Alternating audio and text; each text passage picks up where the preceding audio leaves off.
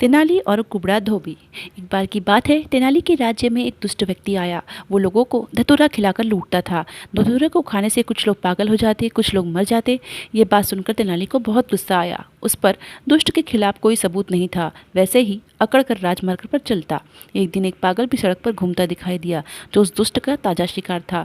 तेनाली ने उस पागल को उस दुष्ट आदमी के पास ले गया और पागल आदमी ने पागलपन में उसका सर पटक पटक कर उसे मार डाला। दुष्ट के रिश्तेदारों ने उस दुष्ट की मृत्यु का जिम्मेदार तेनाली को ठहराया। तेनाली को राजा ने हाथियों के पांव तले कुचलने का आदेश दे दिया और राज्य के 2 सिपाहियों ने उसे जंगल में ले जाकर गाड़ दिया। तेनाली का पूरा शरीर जमीन के अंदर था, केवल सर बाहर था। तभी वहां से एक कुबड़ा धोबी जा रहा था। उसने तेनाली से पूछा, भाई ये क्या कर रहे हो? तेनाली ने कहा, अरे भाई, मैं भी तुम्हारी तरह एक कुबड़ा वाला इंसान हूँ और साधु महात्मा के कहने पर इस पवित्र स्थान पर समाधिस्थ हूँ, ताकि मेरा कुबड़ ठीक हो जाए। अगर तुम्हें भी यह करना है तो मेरी जगह आ जाओ। धोबी ने वैसा ही किया।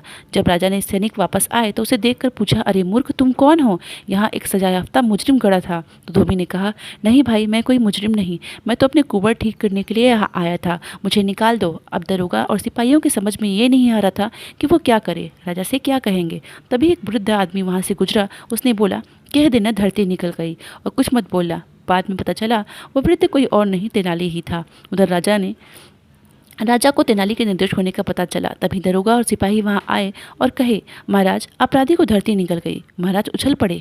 वाह वाह, यानी तेनालीराम अपनी बुद्धि से बच निकला, महाराज की जय हो। तभी सिपाहियों के साथ आए बूढ़े ने बोला और अपना वेश उतार दिया। राजा ने तेनाली को गले से लगा लिया।